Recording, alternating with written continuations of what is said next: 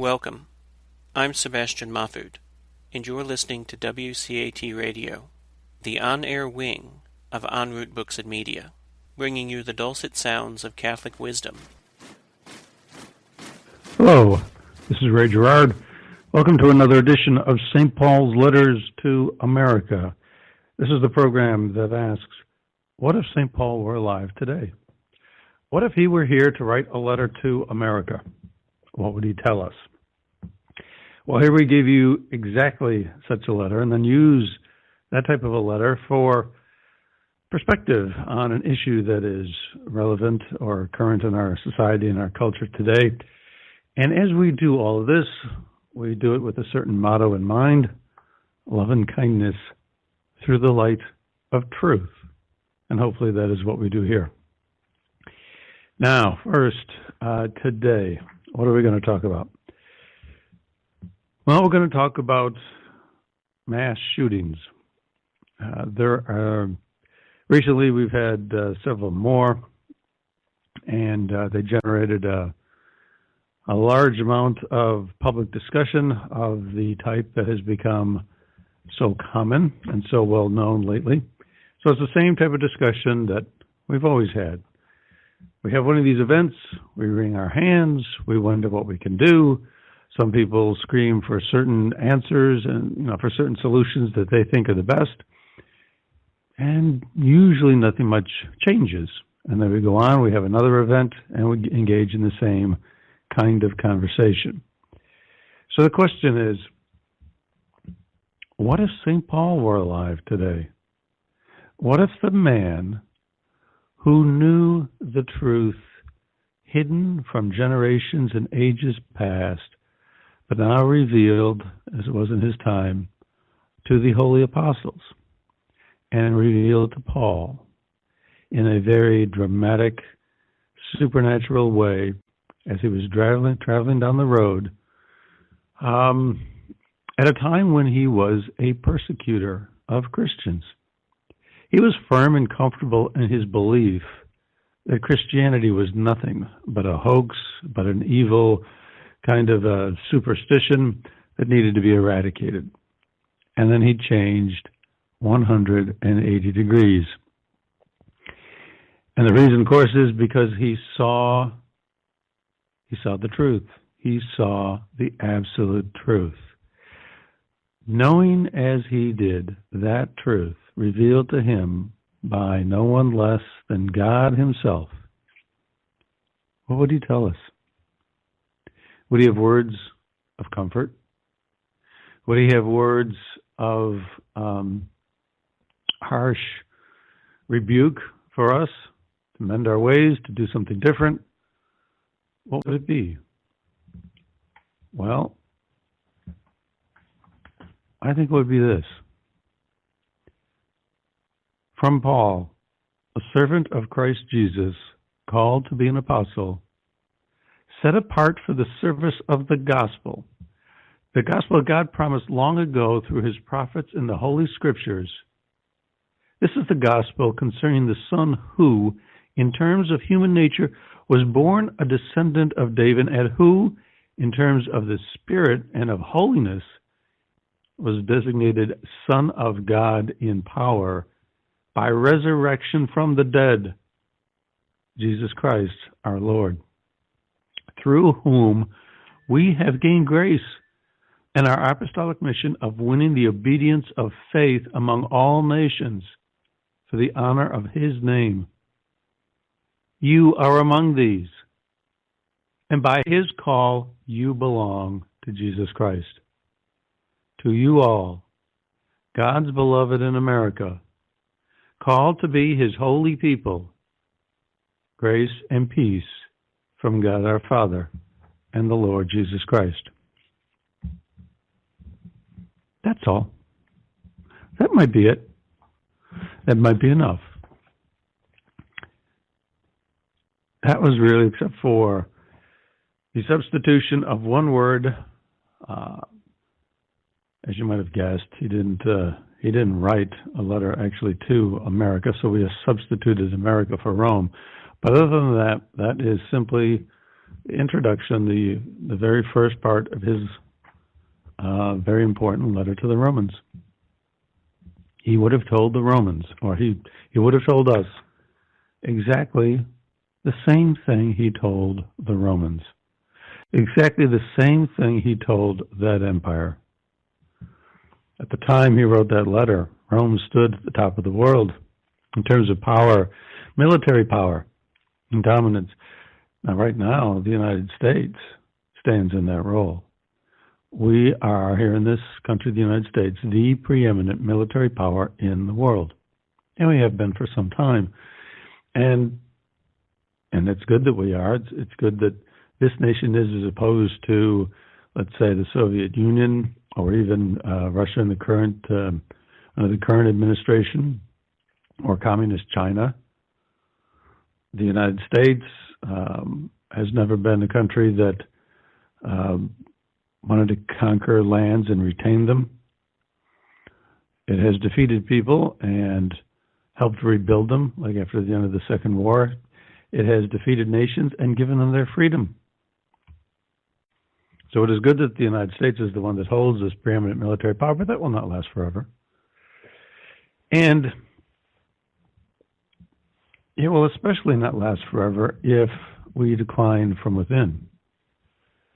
And whether or not we hold military power or not, with regard to military power over other nations, with regard to our standing, our relationship with other nations, whether we are better than they are in that regard or not, there's an equally important question, which is, what about ourselves? I mean, what is the benefit of having military power but to preserve our way of life? And what is the purpose for preserving our way of life if our way of life is not worth preserving? What if we decay from within? And so I think Paul's introduction, his simple introduction to an empire 2 millennia ago, speaks to us the same simple, profound, weighty, just terribly influential, all-encompassing truths that have guided the world since he wrote this letter. Because, of course, what Christianity did is it ended up, without bloodshed, conquering the Roman Empire. That's an impossibility. If you had told somebody in Paul's day that Christianity was going to conquer the Roman Empire and was not going to do it by military force. Now remember, of course, the Jews had expected a Messiah.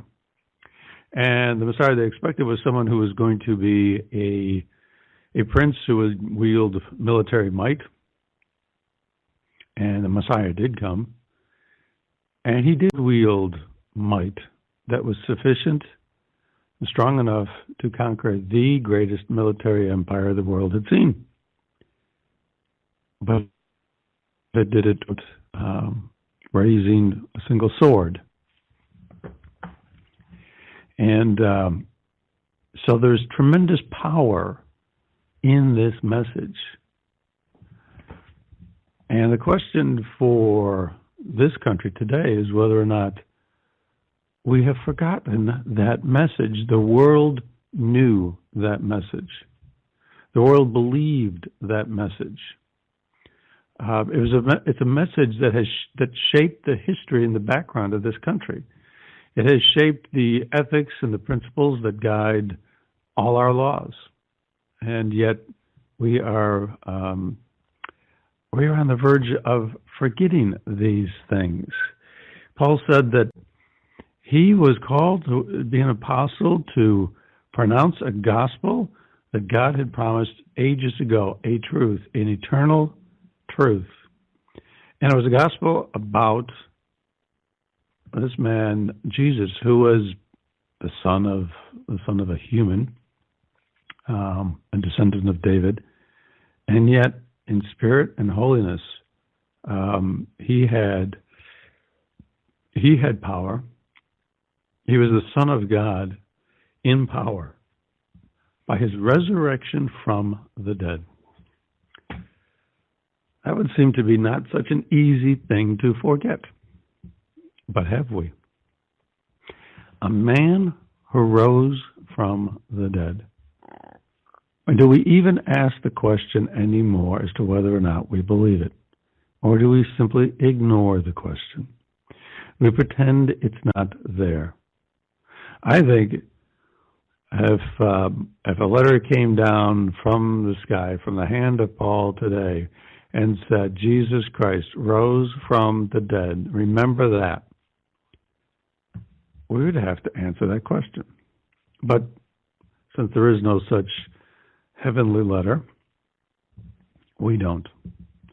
We don't. And we're left meandering about searching for human answers, earthly answers to our problems. We have mass shootings and we wonder why they happen and what we can do about them. Paul told the Romans that they were called to belong to Jesus Christ. That is a call. If we run about meandering with our own thoughts about what we can do in human terms to solve our human problems and don't realize the eternal truth that we are called to belong to Jesus Christ, we will never find the right answer. But we think we can. We think we can. And after a couple of recent shootings, one was in El Paso and one was in Dayton, we had the normal discussion about what we can do, what human answers we can come up with.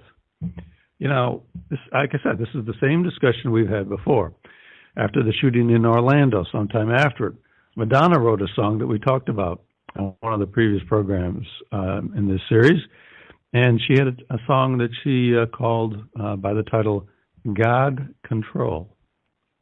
God Control. And knowing that it was about a mass shooting in a nightclub, hearing the title, you might think, well, maybe she's pleading for more God control. Maybe she's pleading for us to listen to the message from Paul to the Romans, which still is there to speak to us today if we simply will read it and listen to it. Maybe she's pleading for God control. Maybe she's making that same call that we belong to Jesus Christ, and we need to wake up and remember that. We talk about the fact that we are woke. We are a woke society. We need to get woken up to things that we are missing and things that we need to see, and we don't see that. We don't see that. Well, maybe this song from Madonna was that kind of a call to remember, to get woke to that. But it wasn't. It was a plea simply for gun control. Usually when people write a song, the title of the song comes up somewhere in the lyrics in the body of the song itself. But it didn't. It was almost like she couldn't figure out what she really wanted to say. She wants to plead for God control, but can't quite bring herself to do it, which is in keeping with the story of her life. She seems like, I think it was Father Greeley back in the 1980s, after a particularly controversial song, who said that she had a hunger for religion, a hunger for it. Couldn't grasp it. It's too much of a rebel in her from her early Catholic upbringing to admit that she was wrong for rebelling from the Catholic upbringing she had or the Catholic teachings that she had. She's still, like so many other people today, just searching, trying to find the answer. And hopefully with God's grace, she will. But her song didn't express that. Her song simply called for gun control, a human answer. And of course, there were many people after these recent shootings who again made that same plea for more gun control, as if that, of course, will fix this problem. And a lot of people also used these recent episodes as an opportunity to criticize the president of the country. They referred to some tweets actually just one tweet that he made in regard to Baltimore. the city of Baltimore, and his critics said, well, he blasted the city of Baltimore. He blasted the people of Baltimore, and the people of Baltimore, predominantly black.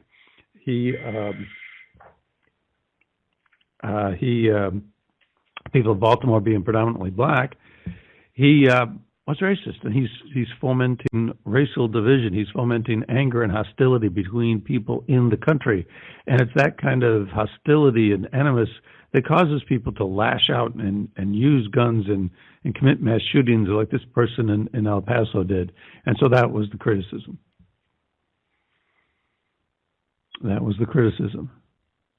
So the question is, if St. Paul were here today and he heard that criticism, would he simply write, in response, a letter such as the one with which we began this program? People, you're called to belong to Christ. Remember that. I think he would have. That is the answer that solves everything. This political rancor, the use of shootings as an opportunity to score political points or attack your enemies at a time when the country is hurting, at a time when people are reeling, at a time when families are in the grips of having lost people that they love. Other people go around and use it as an opportunity to criticize one side or the other on the political spectrum. Somebody accuses somebody of being against gun control. Somebody replies against the other person that, there's something wrong with them, and back and forth it goes. And does it do anything but foment more division, such as the very type that the critics complain of? Well, this is a societal phenomenon. It's very common now, and religious leaders are not immune from it. People like to point up all the failings in the church, especially, for example, with regard to the recent decades-old priest scandal, a priest scandal that has been going on and continues to go on, maybe not so much with the same number of incidents as the height of the perpetration of these vile offenses against very vulnerable people, under the care of people that they thought they could trust implicitly and wholly and completely. But perhaps if the number of incidents are at the same as at the height of the problem, as apparently that is the case according to the John Jay report, the fact remains that there's still a significant amount of cover-up that is going on, a significant amount of refusal to look at the problem honestly and with sincere compassion for everybody who deserves it. So the church is not immune to human failings and human problems. And in this case, that's also true. Several Catholic bishops, along with bishops from the Episcopal, Lutheran, and Methodist churches around the city of Baltimore, wrote a letter, a public letter to the president, which complained of this particular tweet in question from the president having quote, slurred our beloved city of Baltimore, that it was demeaning, that it insulted, demeaned, dehumanized, and divided people. Obviously, they're complaining about the fact that the president said something horrible about the city of Baltimore, and therefore about the people of Baltimore. And another Catholic bishop with a prominent role in the nation. And I'm not going to name these people. That doesn't necessarily serve any purpose. But he wrote a piece where he complained about this same tweet, and was talking about the fact that the president needed to have respect for people of every race, that he denigrated the people of Baltimore and did not have respect for their human dignity. So again, he was criticizing the president for this tweet. Of course, what the president said in the particular tweet, to get into the nitty-gritty and the weeds of it, was this. He complained about a certain congressman who had criticized the president's administration.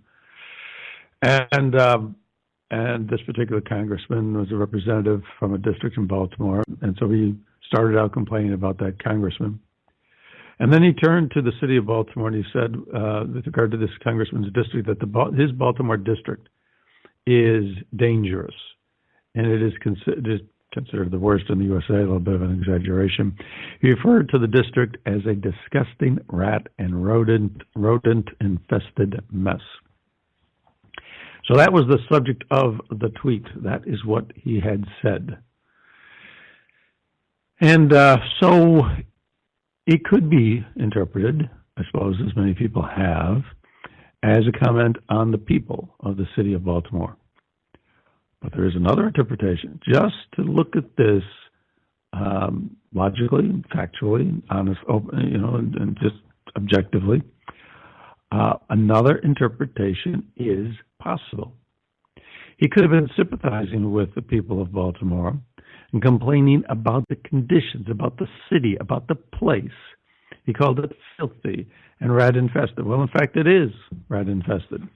As gentleman Walter Williams wrote, that it ranks, right now it ranks 9th, which is an improvement. It used to rank 6th in the nation on Orkin's list of rat-infested places. So it has a rat problem.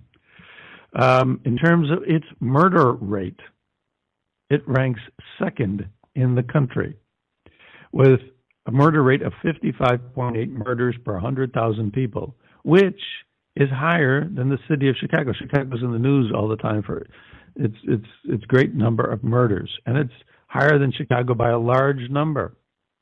It came in 2nd at 55.8, close to the top. The top rate was 66.1. So both number 1 and number 2 in and around the number 60. 3rd place was markedly lower, 39.8. So that's 40. That's a whole 20. I mean, that's 50% less. You're going from 40 to 60. So 3rd place was down around 40. And then Chicago fell even under that. Chicago ranked 9th in the nation, as a matter of fact, with 24.1. So Chicago's murder rate is less than half of that from St. Louis. The fact of the matter is, it has a tremendously high murder rate. In terms of education, what about the public school system in Baltimore? Well, the public school system in Baltimore, according to recent testing done in 2016, tested its students for proficiency in math and English. There's 39 public high schools in the city of Baltimore. In 13 of them, so about a third, not a single student scored proficient on the math test. Not one. Out of 13 schools, not one student. Let's see. There are 6 other schools. And that's now 13 plus 6, so you're at 19, so you're half of the schools in the city. In those 6 schools, only 1% tested proficient. So in half of the schools, either not one single student or only 1% tested proficient. Over 99%, half of the schools are not proficient. On English, across the whole city, across all 39 schools, only 15% passed the English portion. 85% did not. That's a failing grade by any measure. You know, when a school gives a test, what's a passing grade? 65, 70? 85% in math, somewhere below 99% somewhere below 99%, so perhaps upwards of 90% in math across all 39 schools, and in English, 85%, Fail. Fail. Not proficient. That's a huge failing grade. Instead of 70% to the plus side, it's more than 70% to the negative side. So, this is the city that the citizens of Baltimore live in. And so the president could have said to have been simply complaining about those conditions and bringing it to the attention of people so that something gets done about it. That's a possibility. But instead, people say, well, no, he's complaining about the city. Well, we can argue about it. We can wonder whether or not, the president is, in fact, complaining about the people or the place, whether he's sympathizing with the people or complaining about the people. It doesn't really matter from this one perspective. The real question is this debate helpful in relation to gun violence? Does it have anything to do with it, or does it simply create more division of the type that people complain of? There's another bishop, this one down in Texas, I won't name the city, but in response or in the aftermath of the El Paso shooting down in Texas, he discussed the president on Twitter, called him a weak and poor man. He said that the president had caused too much damage already, and that the president's rhetoric had destroyed people's lives. He said the president was guilty of hate and racism and asked him to stop it. After that, he thought again of this, and he deleted those tweets and apologized for singling out the president. A good thing. A good thing. Singling out people after we have judged them, after we've passed judgment on their motives, is not something that any of us should be engaged in. And if we want to help the public discourse, we could have a positive plea for people being kinder to each other, but not necessarily a negative plea that certain people are doing it wrong. That was the same that occurred after the Covington High School incident in Washington, D.C. that we talked about on this program at one point, where some students were accused of being racist, and it turned around that they were actually the victims in the incident. But before video surfaced that proved beyond a doubt that, in fact, they were the victims, the bishop of the diocese in which the Covington High School is located had already come out with a public statement criticizing the students. So this prevalence that we have, this penchant that we have in our society to go ahead and criticize people, to join the criticism of other people, is something that religious leaders, a Catholic Church or otherwise, are not immune from. But the question is, what if St. Paul were here? What would he tell us to do? He might simply tell us, you are called to belong to Christ. And any Christian leader would, I think, understand in the light of that whether or not we should be engaging in vitriol or criticism or judgments on other people. But that doesn't stop organizations, for example, like the New York Times. The New York Times wrote that with regard to this same tweet and other comments from the president, that the shooter in El Paso, as if anticipating the political debate that would follow the bloodbath, said that his views predated Trump. He had written a manifesto, the shooter in El Paso, complaining about the invasion that America was suffering at the hands of illegal immigrants, and that he was going to fix it if we could only get rid of enough people. It was a ranting, raving, crazy manifesto, which was strange in that at one point he simply said, I feel faultless for what I am proclaiming I'm going to do.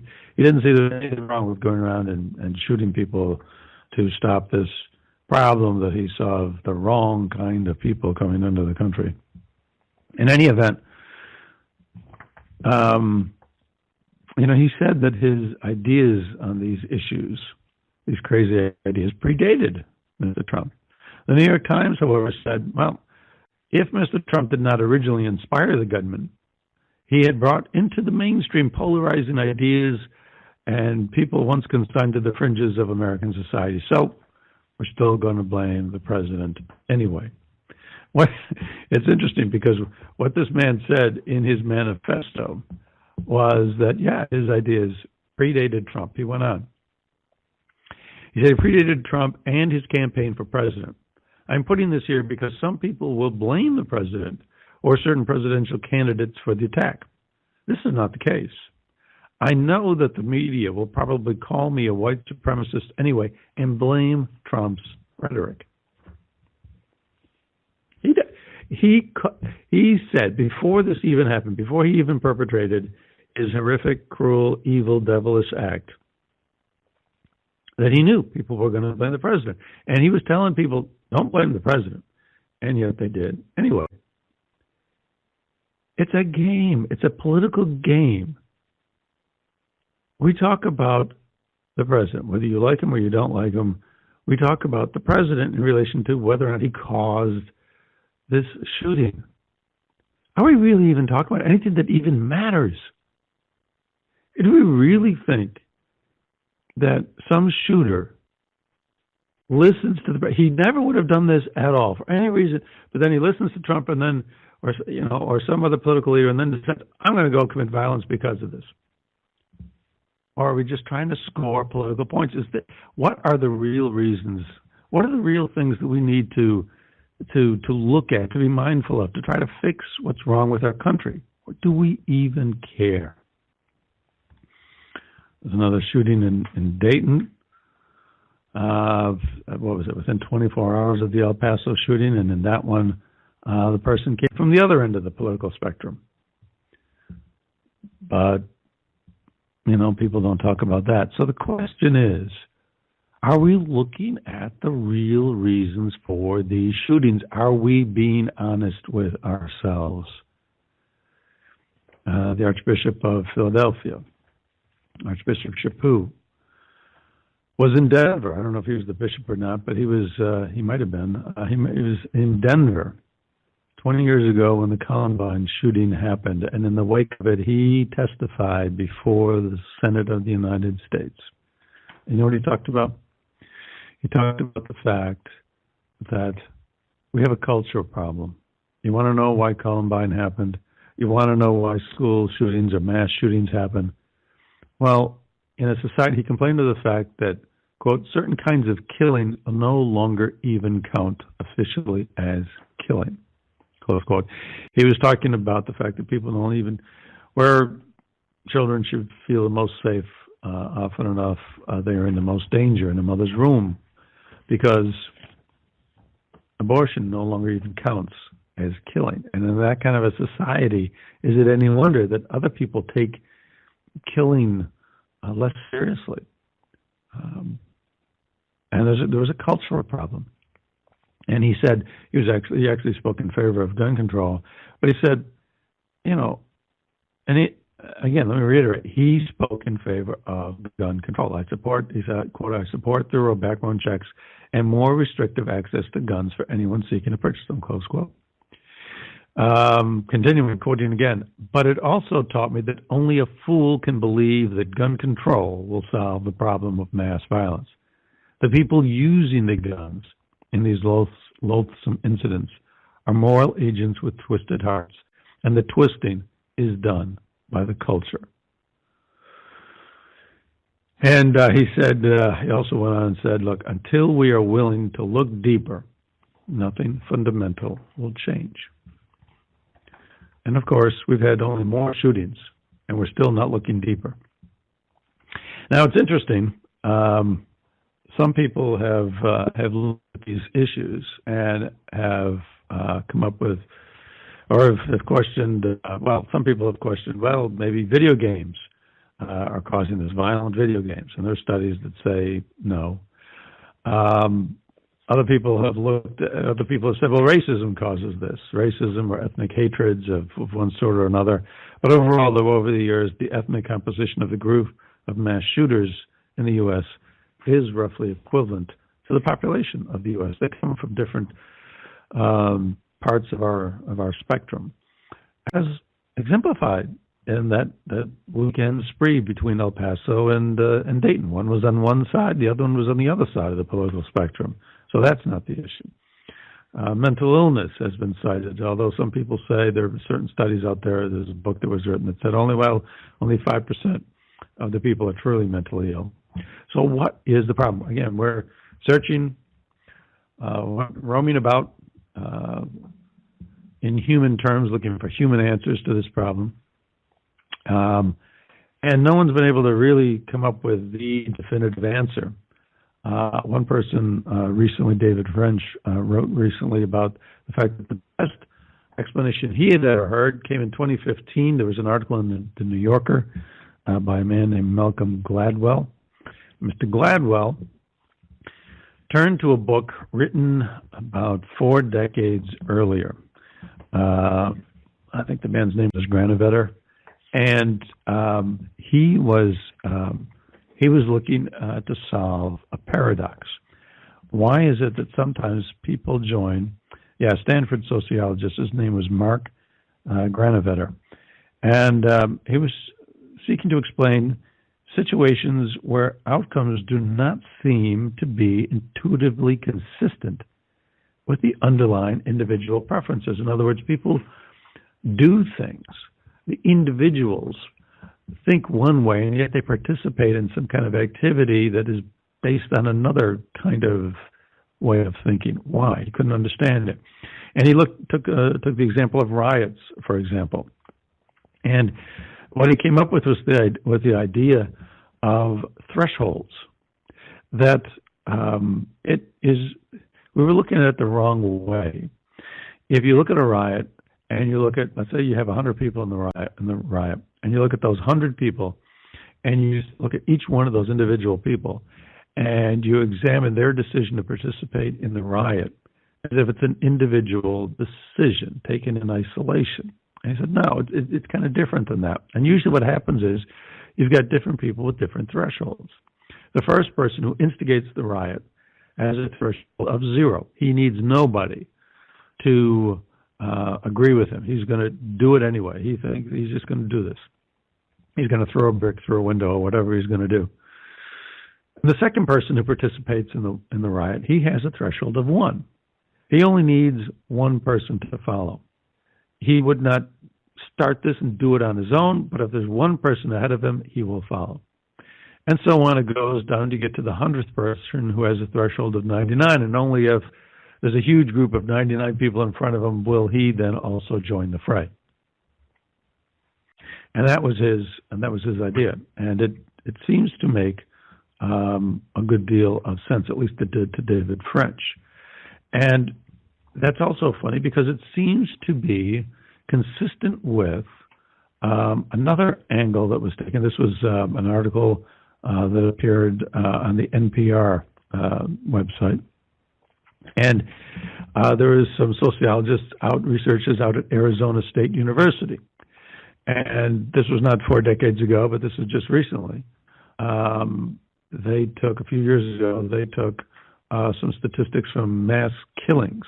They looked at mass killings from 2006 to 2013 school shootings for a 15-year period between 98 and 2013, and then mass shootings where people didn't die, but there were shootings for 8 years from 2005 to 20. Anyways, so they looked at all these, and they found statistically a significant evidence of contagion, similar to the kind of contagion you will find in a biologically born disease, where it gets transferred between people.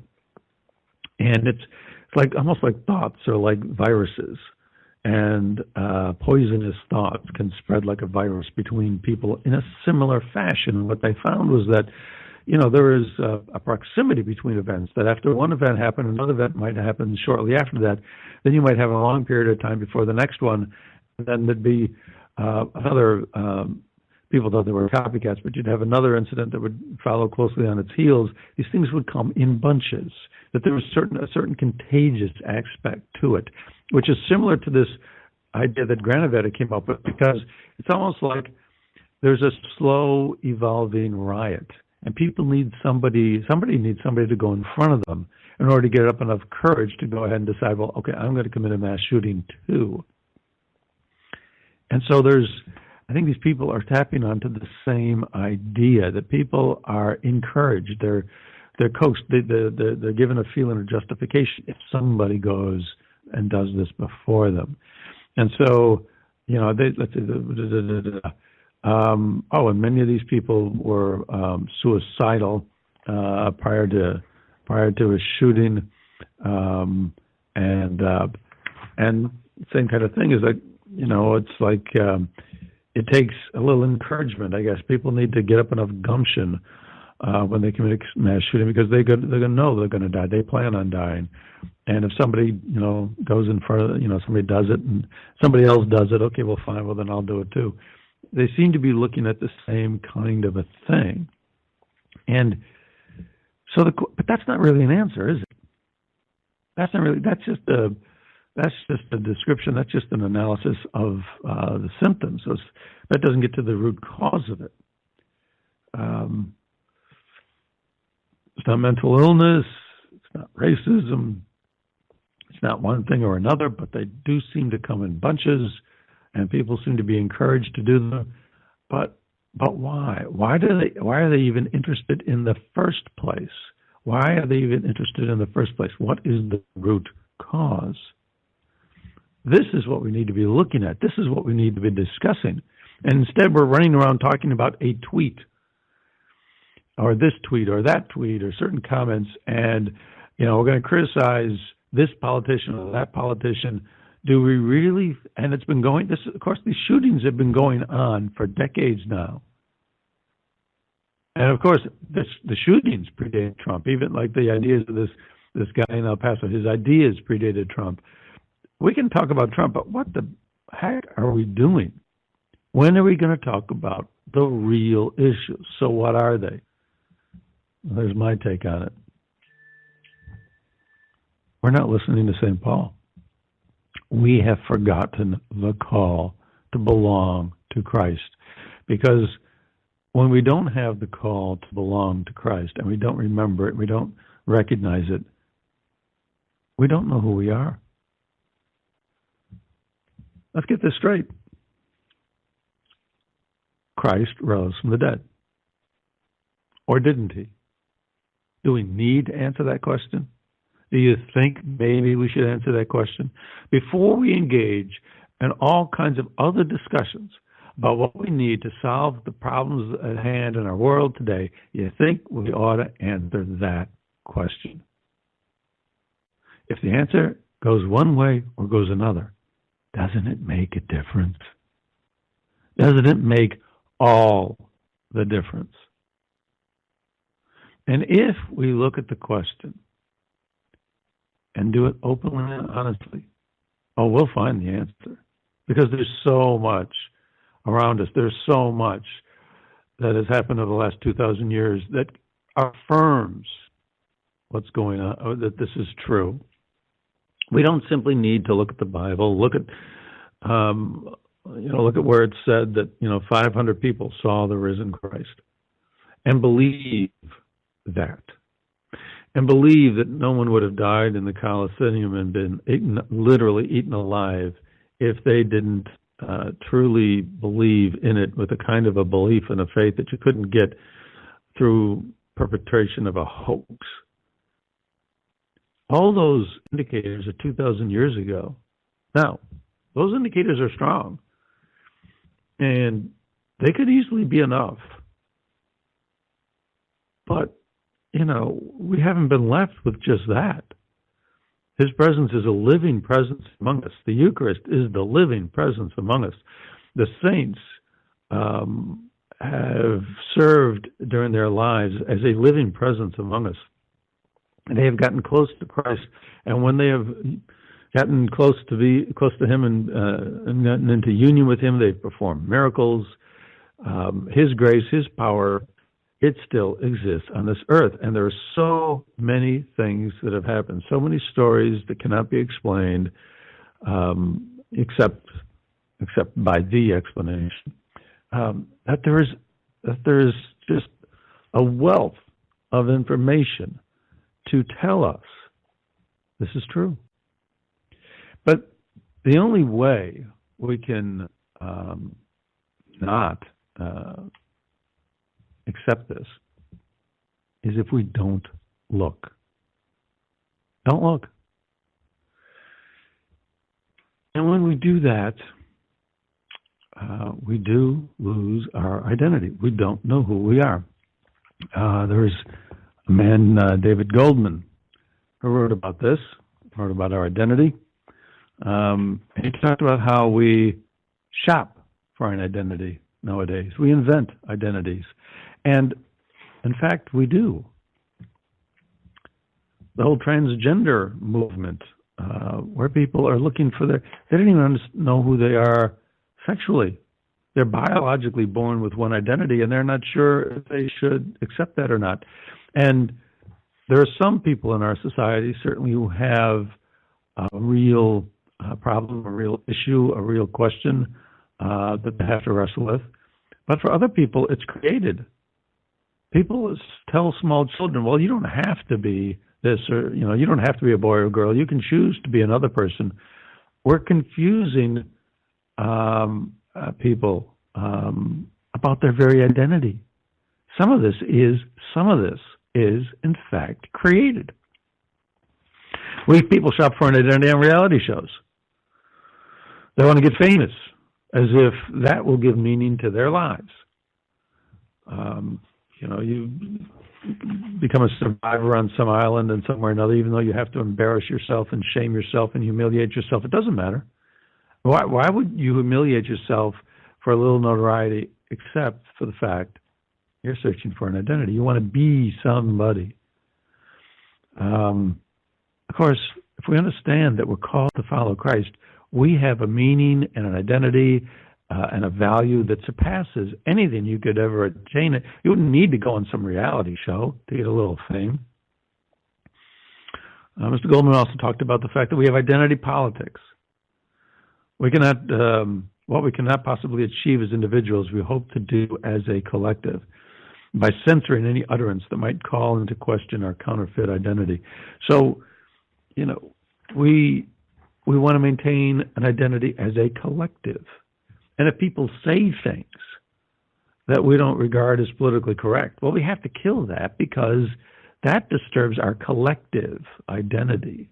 Then we don't really, if other people are saying things that we disagree with, then that disturbs our identity as a group. But where is our identity why do we need our identity as a group in which, by censoring these ideas, we stifle the identity of people as individuals?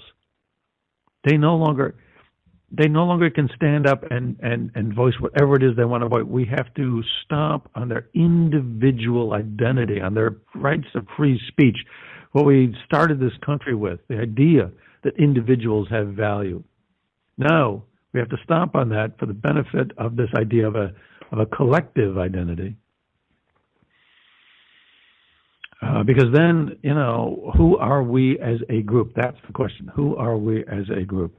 Why are we doing that? Well, here's another way of looking at it.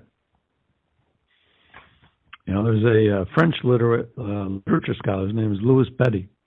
And he did a review on the novels of Michael Houellebecq. And Mr. Betty's review of these novels came in a book called Without God, Michael Houellebecq and Materialist Horror. And quoting from what Betty wrote, he said that this novelist Houellebecq, his work describe what it's like to live in a godless world.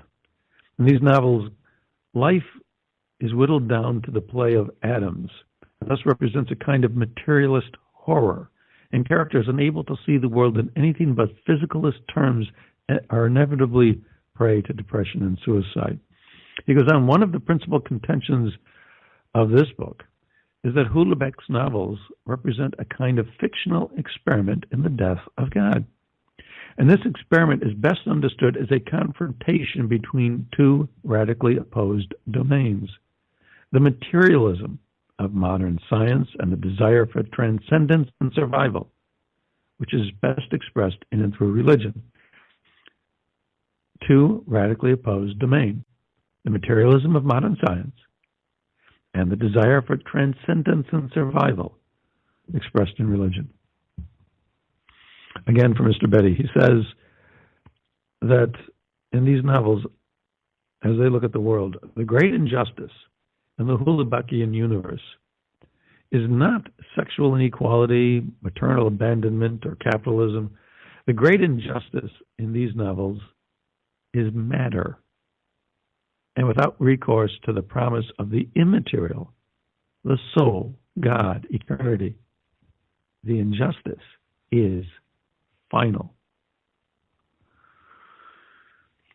He goes on talking about the fact that when all we deal with is the physical, the material, we are prone to distractions of sexuality, that consumption of consumer goods becomes high in importance. Matter itself, in this analysis of these novels, matter itself is a problem. The world around us is a problem. This is a struggle between nothing else than the spiritual versus the material. And we live in a world where the material has become so progressed, where we can create climates inside our buildings that are air conditioned. We can communicate around the globe, on email for free. We have created such a progressed material world that it seems almost to answer all our needs. Yet at the same time, there's something still digging inside us. This is what Houellebecq is talking about. And it will not be stifled. And there's this raging conflict that goes on. And it will not be settled.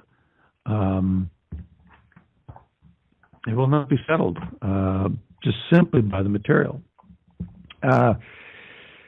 There's another guy. There's an organization called the Crime Prevention Research Center. And just quickly to go over what he found, looking at shootings over the last 20 years, out of 66 reported mass shootings being defined, and this is some generally accepted definition as a mass shooting where 4 or more people are killed. Looking at those 66 incidents, you had a total of 69 shooters who participated in them. Of those, 4 were Christian. 3 of them regularly went to church. Of course, the population of the country is identifies as 70% Christian. 4 out of the 69 relates to a percentage of 5.8. So while the Christian population is 70%, only 5.8 of school shooters are Christian. An inverted relationship, to say the least. Anti-Christian, not just non-believers, but anti-Christian, almost as much, 3. Muslims accounted for 6 out of the 69. An atheist was 1, a Buddhist was 1, and people who had no religious affiliation, 54. There was a woman from Toronto in a program we talked about recently about the Satanic Temple. There was a member in Toronto of the Satanic Temple, and she talked about the fact that people are starting to join the Satanic Temple more than before because, well, in our society today, we don't come from a background of God. And we look at our school shooters, 54 out of the 69, they're not coming from a background of God. No religious affiliation. Perhaps they're searchers, perhaps they're unsure, perhaps they're open, perhaps they're not open, but obviously they don't practice it. They don't. we are in a lost world. We don't have an identity. We don't know who we are.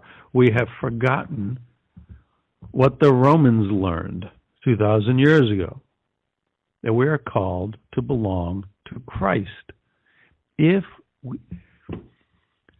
So we run around. We have one of these shootings, and we want to run around arguing about a tweet. And we criticize each other. And we clamor for more gun control. And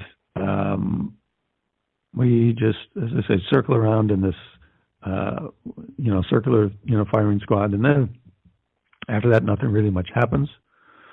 And we don't go farther than that. We leave it at that. Other people have noted that, there's a contagious aspect to this, that the sort of this riot mob mentality that seems to take place, where other people seem to be encouraged to follow a lead or follow somebody else who's done it before.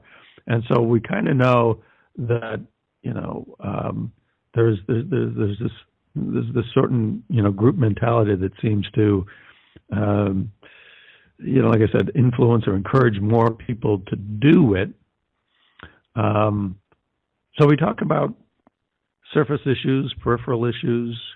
We note that there's a certain, connection between the prevalence of these things, but we don't we don't go below the surface. We're searching for the causes. We're looking for the connections, but we don't look for the reasons, the causes. We don't go deep. And in order to solve this problem, when somebody decides that they're going to take a gun and just go shoot a lot of people, that just doesn't happen.